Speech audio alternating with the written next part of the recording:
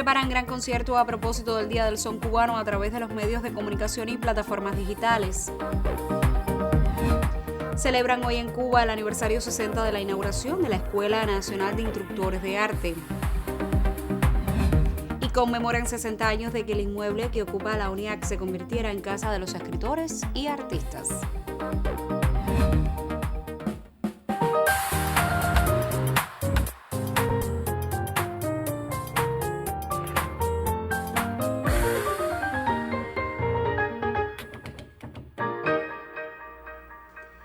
Saludos desde La Habana, es miércoles 14 de abril de 2021 y abrimos la emisión centro de la semana del noticiero cultural de la televisión cubana. El Día del Son Cubano se celebrará el próximo 8 de mayo y como hemos destacado en emisiones anteriores, se desarrolla un amplio programa para festejar la fecha desde plataformas digitales y también desde los medios de comunicación.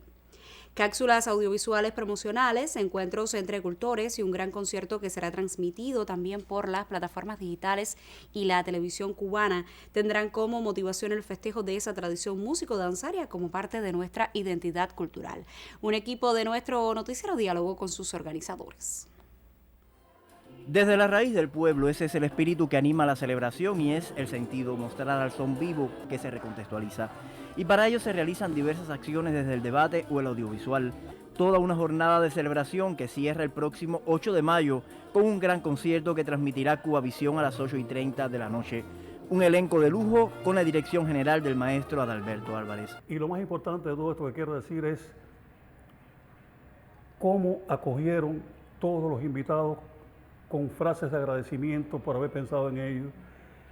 Y quizás me disculpo públicamente por lo que no pudieron estar este año, pero es que 8 de mayo van a ser muchos 8 de mayo y vamos a tener tiempo y en otras condiciones, este es un poco más limitado por las condiciones que tenemos, pero vamos a tener tiempo de hacer esto público, hacerlo en la calle, de hacer el concierto y de hacer lo de la calle. Muy feliz con todo lo que está pasando y sé que va a ser una gran celebración en todo el país, que es la otra historia que es también importante señalar. El Teatro Astral ha sido el escenario, varias jornadas de grabación que acaban de concluir desde la mirada del realizador José Manuel García. Y yo creo que se hace justicia poniendo el son en su lugar, la importancia y demostrándole al mundo que nosotros le damos la importancia al son que tiene, de manera que el mundo tenga en cuenta también el aporte del son a todo lo que al calor del son ha sucedido en el resto de las músicas del mundo. Pero ha sido un denominador común el júbilo de los artistas por esta celebración. La convocatoria del maestro Adalberto Álvarez y la importancia de que el son tenga su día, justo al conmemorar el natalicio de Miguelito Cuní y Miguel Matamoros. En momentos como estos, más necesitamos, creo que el son, hoy al tener representado ya un día, creo que esto será el comienzo de algo que será para toda la vida. Sin duda alguna, vuelvo y te digo, creo que esto debía haber pasado hace muchos años, pero gracias al maestro ya hoy lo tenemos. Esta será una fiesta, la crisis sanitaria impide llegar a los grandes escenarios, pero el son vive desde la raíz del pueblo, se fortalece y recontextualiza. Roilán Pardo Cabrera, Noticiero Cultural.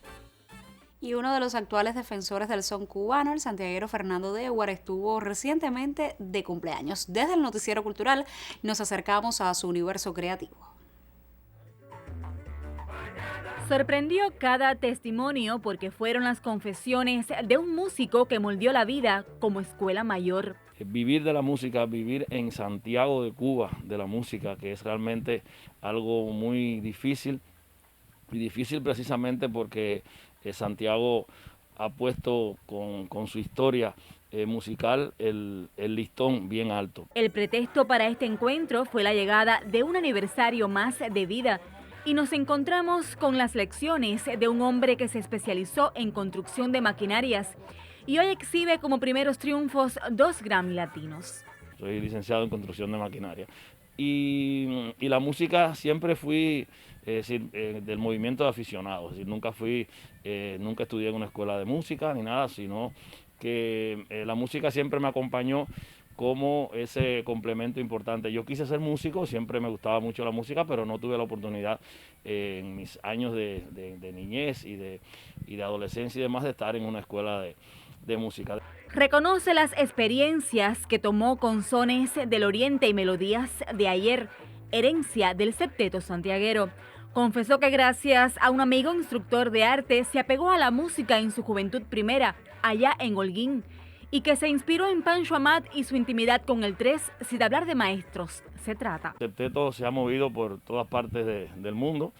Tuvimos también la oportunidad de participar varias veces en Venezuela en diferentes eventos, en ciudades importantes, y bueno, en Caracas tuvimos un concierto maravilloso en el Teatro Teresa Carreño, en el cual invitamos al maestro Eduardo Tiburón Morales, a José Alberto el Canario, y bueno, fue algo maravilloso que bueno, por ahí están las grabaciones, se grabó un concierto de lo más bonito.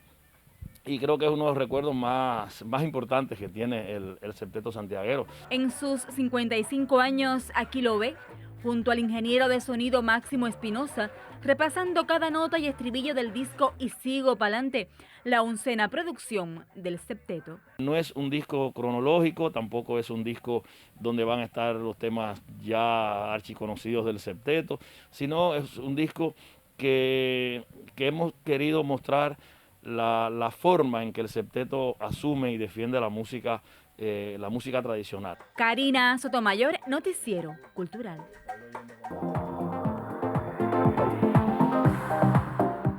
Tiempo para revisar lo que publican en las páginas culturales de otros medios de comunicación y comenzamos por el Twitter del ministro de Cultura de Cuba, Elpidio Alonso, quien recordó el aniversario 60 de la fundación de la Escuela Nacional de Instructores de Arte. Este tuit dice: el 14 de abril de 1961, conocido como el Año de la Educación, se abrió la primera escuela de instructores de arte. 60 años después, los miles de graduados de estas escuelas hacen realidad el pensamiento de Fidel cuando expresó: el pueblo es el gran creador. El portal Cuba sí que informa que la Asociación Hermanos Aíces Matanzas y la compañía Danza Espiral invitan a todos los bailarines, coreógrafos, maestros y al público en general a sumarse de forma virtual a la iniciativa Juntos por la Danza 2021 para festejar el Día Internacional de dicha manifestación. Yadiel Durán, presidente de la HS en el territorio y fundador de la iniciativa con precedente en el año 2020, explicó que con la motivación del aniversario 35 de la organización se promueve la convocatoria justificación para unir a todos los bailarines desde sus hogares y conformar un gran espectáculo. Y terminamos en la Agencia Cubana de Noticias, que informa que el popular cantante y trovador cienfueguero Nelson Valdés presentó el videoclip de su versión del épico y clásico tema Girón La Victoria, inmortalizado por la irrepetible Sara González. El cantautor dijo que hacer el tercer tema de la trilogía Girón constituye primero que todo un homenaje a un gran tema. Fue un reto porque versionar a Sara es muy complicado por la fuerza, el empuje y porque además no hay muchas versiones de su música en la historia. No es más que un homenaje para revivir esa canción y un acercamiento a las 6 décadas de la batalla de Playa Girón. El deseo de quemar, de matar, de vengar y de vencer. Con un fragmento de este videoclip ponemos punto final a nuestra revista de prensa Solo por Hoy. Tiempo entonces para hacer una pausa en esta emisión. Yo les recomiendo que se quede con nosotros. Al regreso estaremos abriendo nuestra sección Contrapunteo.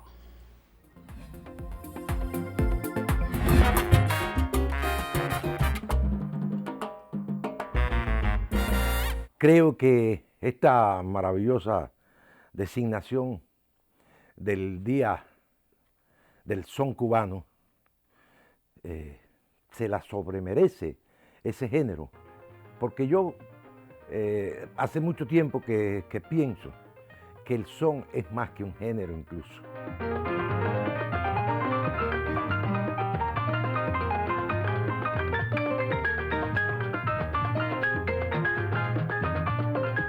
Yo creo que el son en nuestra isla es una manera de ser, una manera de vivir.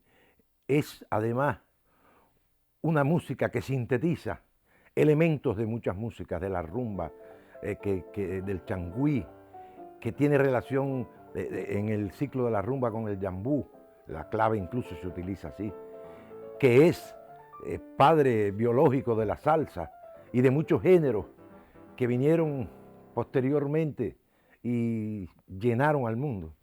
Y creo además que tenemos eminentes cultores, desde los grandes maestros de antaño hasta grandes maestros actuales, entre los que está, por supuesto, el promotor principal de este día, el maestro Adalberto Álvarez, que merecían hace mucho rato este día. Yo estoy muy contento.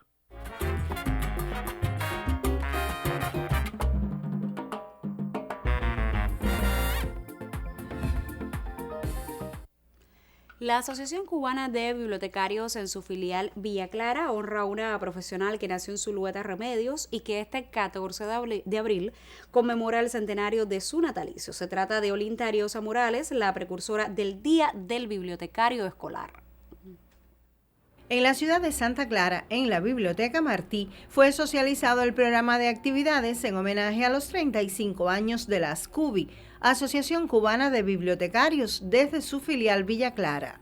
Aquí en el segmento Don Biblioteco, un espacio para compartir, se habló del pensamiento, legado y trascendencia de Olinta Ariosa Morales, destacada bibliotecaria villaclareña en conmemoración al centenario de su natalicio. Nacida en Zulueta, que dejó su impronta no solo en Villa Clara, sino también a nivel nacional.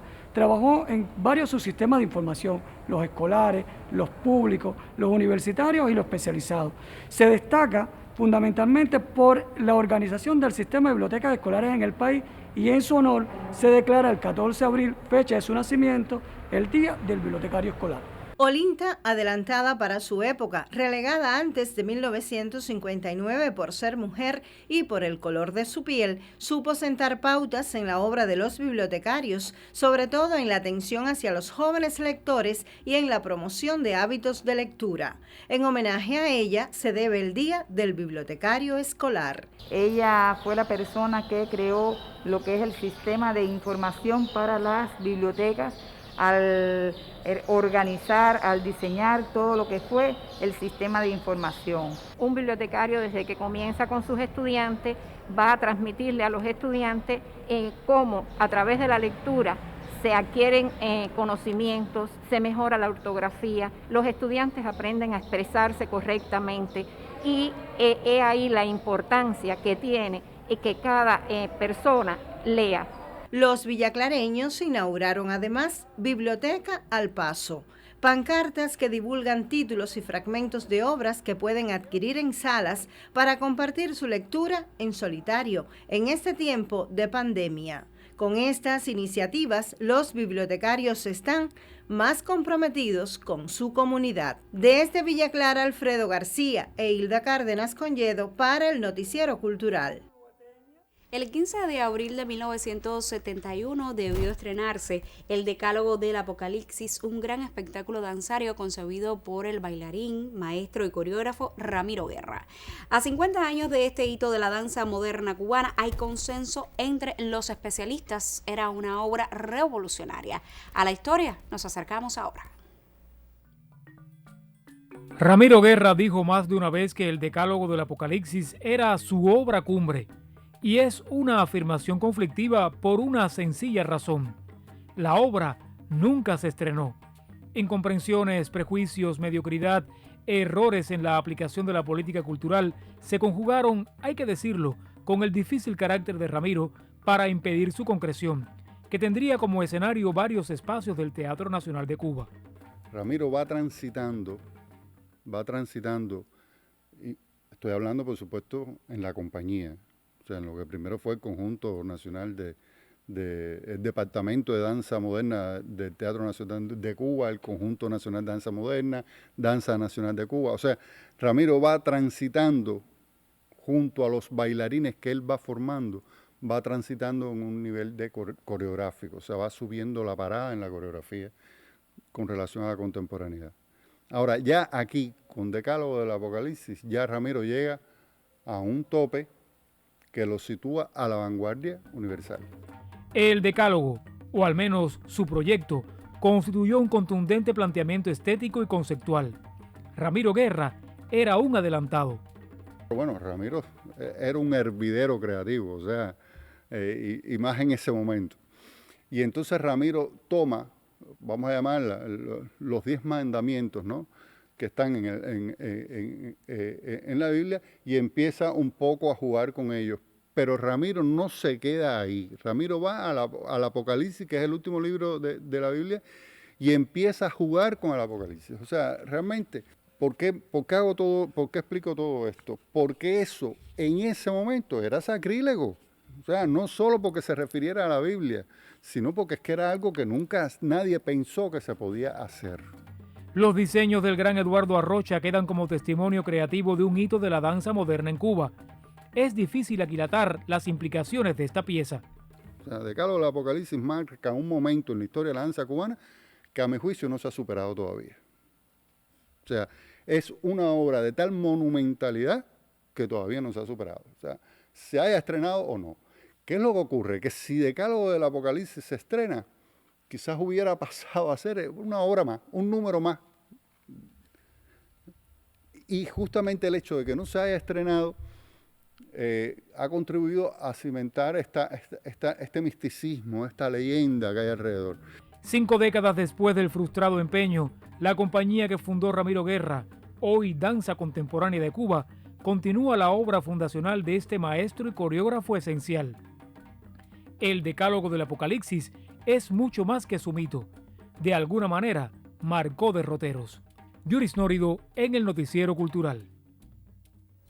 Y a propósito de la celebración de la Bienal Internacional del Humor a través de plataformas digitales, esta semana nuestra sección Contrapunteo pues dedica su debate al humorismo gráfico contemporáneo en Cuba. Les comparto algunos de los mensajes que nos han llegado a nuestras direcciones electrónicas.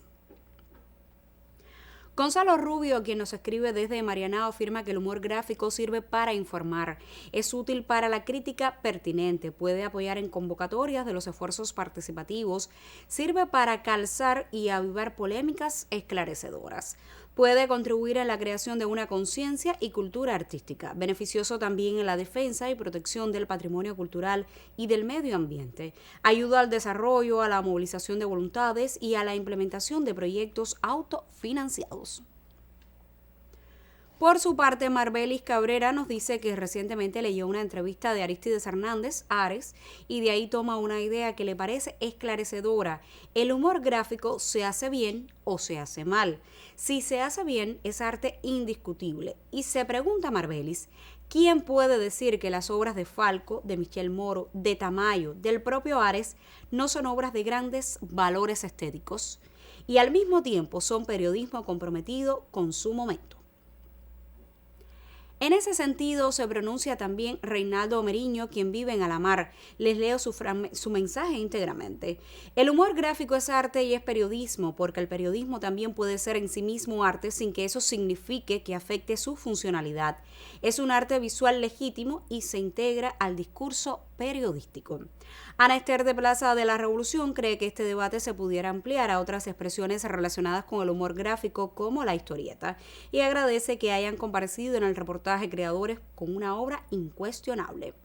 Por último, en su columna del portal Cuba Ahora, el colega Mauricio Escuela escribe: el humorismo en los periódicos cuenta en el presente con una escuela de maestros que saben sortear los vericuetos y nos entregan testimonios valiosísimos de estos tiempos.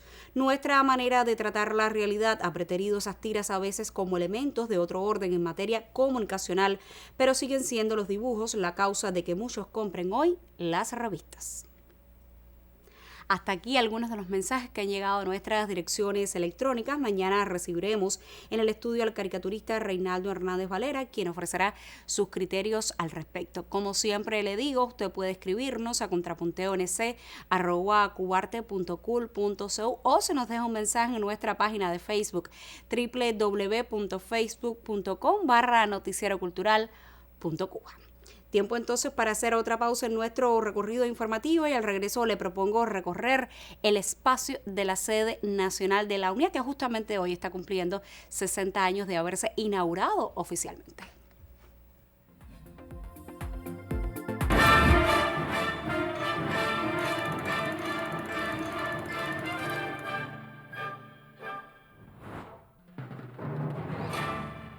Siempre he sentido la UNIAC como una organización sociocultural muy clarividente, muy revolucionaria por sus ideas, donde hemos tenido encuentros y desencuentros, pero lo genial de la cuestión es que esos desencuentros nos han permitido reencontrarnos. Cuando esos puntos del triángulo se conjugan, se combinan, el terreno de la creación se hace más fértil, más profundo. También siento a la UNIAC como ese gran motor con gran vocación humanista que nos ha permitido vincular la modernidad en Santiago de Cuba con las esencias de la cultura popular tradicional. 60 años es realmente un estadio de madurez asentada a nuestras esencias identitarias, a ese sentido de pertenencia y de vocación por la cultura cubana, que cuando uno dice patria, lo dice con todo amor, porque son las medidas en que nosotros podemos honrar a la patria, servirle a la patria, a la nación cubana, siempre desde la cultura cubana.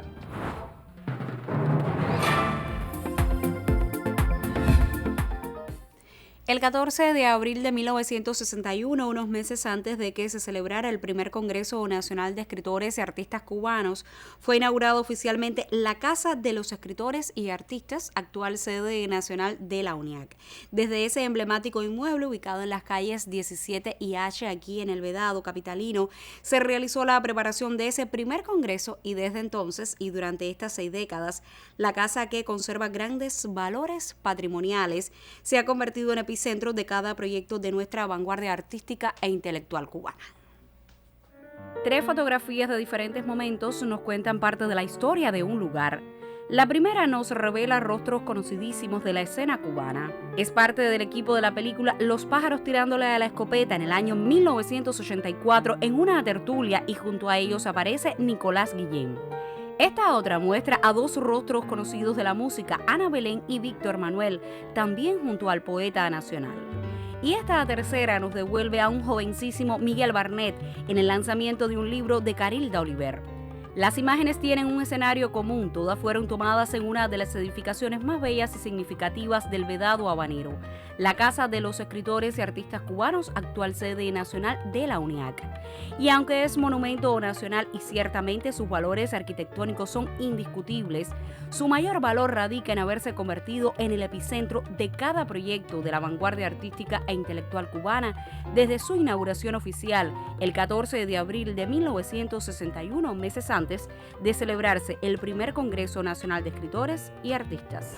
Aquí se fundó el comité gestor, aquí se hicieron las primeras reuniones para el Congreso y aquí estaban las secretarías, las ejecutivas, y fundamentalmente porque desde el principio aquí entró Nicolás Guillén, ¿no? Que entraba ya una figura con un reconocimiento no solamente cubano, sino un reconocimiento continental y mucho más allá del continente.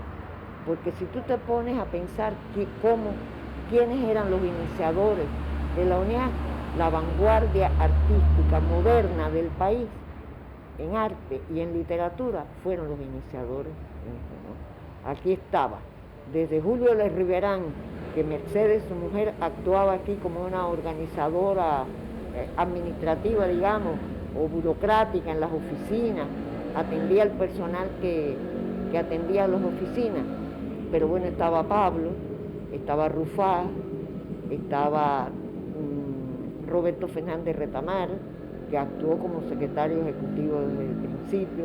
Por aquí deambulaba Portocarrero, por aquí deambulaba Mariano, que acababa de llegar de sus funciones en la India, por aquí estaba Harold Gramach. La casa inicialmente había sido de Juan Gelat Botet, propietario del Banco Gelat, el más antiguo entre las empresas nacionales de su tipo y el noveno en importancia por el monto de sus depósitos en 1956.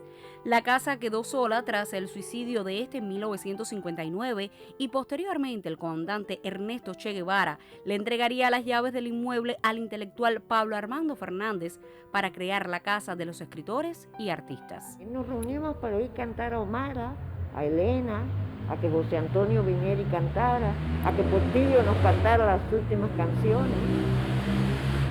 Yo recuerdo que aquí fue la última vez que yo vi a Elo Farri con una discusión sobre si el feeling era válido o no, que está ahí en la Gaceta, que fue Carpentier quien discutió y defendió el punto de vista de ese género.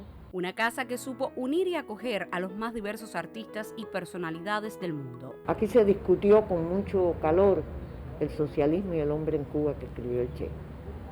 Aquí estuvimos esperando los resultados de la crisis de octubre. Yo recuerdo que llegamos y nos quedamos, yo aquí estuve 2 días y 2 noches esperando las informaciones que recibíamos del periódico Revolución. Quién nos informaba, en qué situación estaban, qué dijo Fidel, cuál fue el último discurso. Y creamos un taller que también se creó en la parte de literatura, ¿no? Un taller que dedicamos a la creación artística. Fue la creación en función de ese hecho político. Ubicada en las calles 17 y H en El Vedado, aquí tuvo su lugar de trabajo el poeta Nicolás Guillén.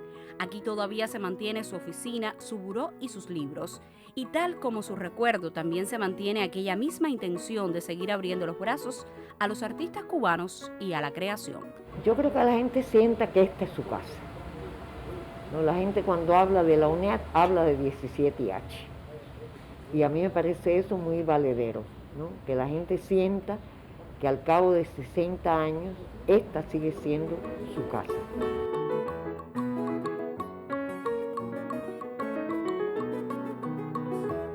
Tú, que has sido el consuelo de los pobres.